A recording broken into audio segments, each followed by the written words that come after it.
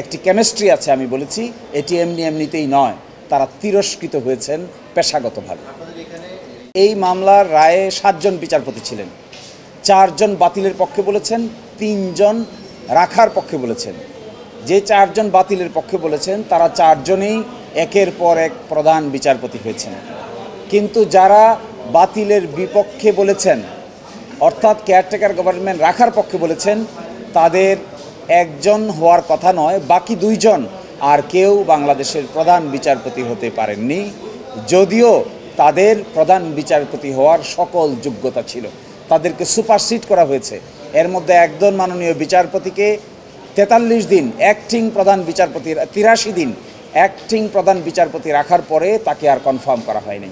আরেকজন মাননীয় বিচারপতি যাকে সুপারসিড করে জুনিয়র আরেকজনকে প্রধান বিচারপতি বানানো হয়েছিল, ওই দিন থেকে তিনি আর আদালতেই আসেননি। পরবর্তীতে তিনি নির্ধারিত সময়ের পরে এসেছেন এবং তিনি বিদেশে অবস্থান করেছেন। এরা কারা?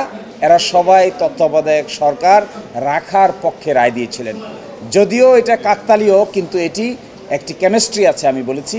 আমরা পূর্ণাঙ্গ হিয়ারিংয়ের সময় বলবো, এটি এমনিতেই নয়। কেয়ারটেকার সরকার বাতিল করেছেন যারা, তারা পরবর্তীতে পুরস্কৃত হয়েছেন। যারা রাখার পক্ষে ছিলেন তারা তিরস্কৃত হয়েছেন পেশাগতভাবে।